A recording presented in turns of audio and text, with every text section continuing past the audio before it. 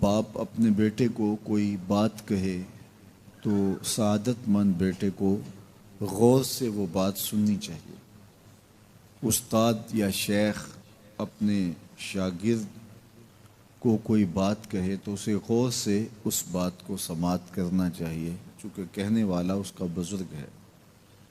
لیکن وہ بزرگ، وہ شیخ، وہ استاد اگر ساتھ قسم بھی کرے تو پھر اور زیادہ مضمون کی اہمیت ہو جاتی ہے کہ یہ کوئی اہم مضمون تھا جس سے قبل قسم کی جا رہی ہے۔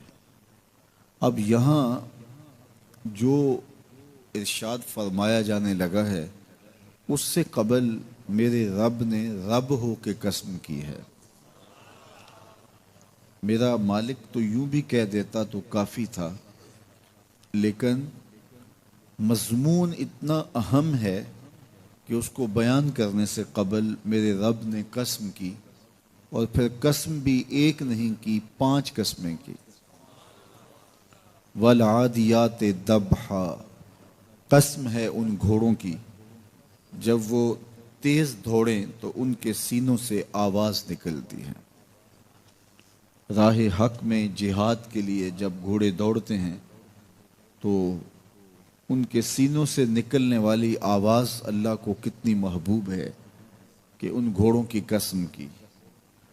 فالموریات قدحا، اور وہی گھوڑے جب برق رفتاری سے دوڑتے ہیں اور پتھریلی زمین میں جب ان کا گزر ہوتا ہے تو ان کے پاؤں سے لگی ہوئی کھریوں کے ٹکرانے سے، پتھروں سے جو شرارے نکلتے ہیں، اللہ فرماتا ہے کہ میں ان گھوڑوں کی قسمیں کرتا ہوں کہ جن کے پاؤں سے لگی ہوئی کھریوں کے ٹکرانے سے پتھروں سے شرارے نکلے۔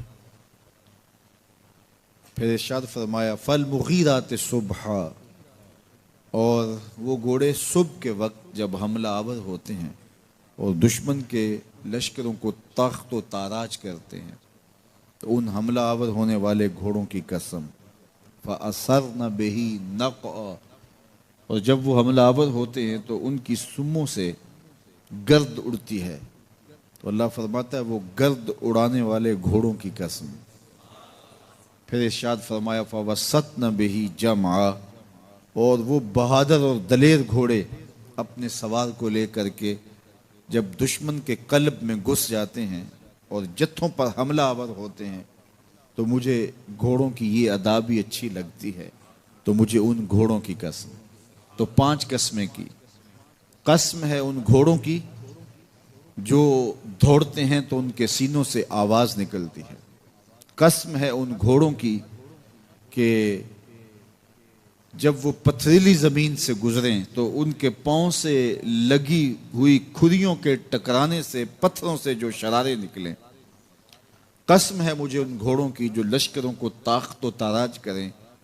قسم ہے ان گھوڑوں کی جب وہ حملہ آور ہوں تو گرد اڑے، اور قسم ہے ان گھوڑوں کی جو لشکروں کے کلیجے چیر دیں اور آگے بڑھ جائیں اور دشمنوں کے جتھوں پہ حملہ آور ہوں۔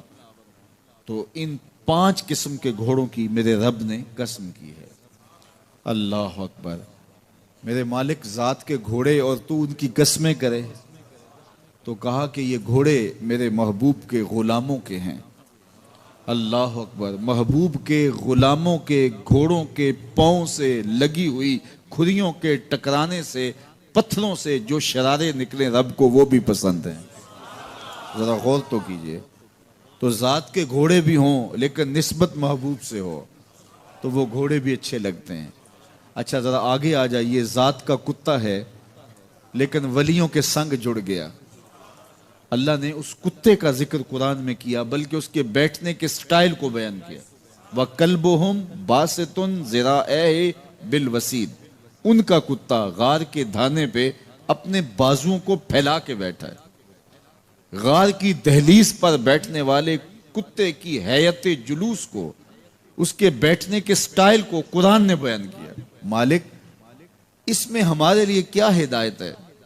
ایک کتے کے بیٹھنے کے سٹائل کو تو بیان کر رہا ہے، اس کی حیت جلوس کو بیان کر رہا ہے، انداز نشست کو بیان کر رہا ہے، تو قرآن تو سراپا ہدایت ہے، تو اس میں ہمارے لیے کیا ہدایت ہے؟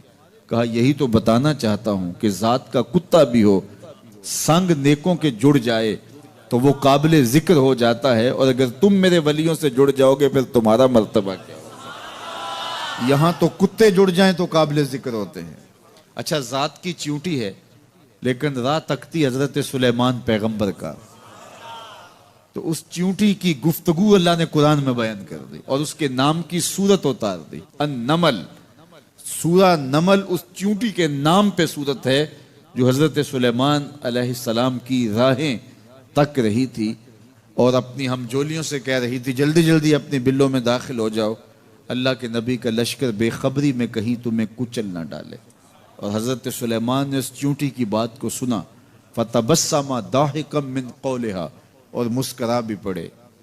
تو چیونٹی بھی ہو، گھوڑے بھی ہوں، کتے بھی ہوں، لیکن جب اچھے لوگوں کے سنگ جڑ جائیں، نسبت بلند ہو جائے تو وہ قابل ذکر ہو جاتے ہیں۔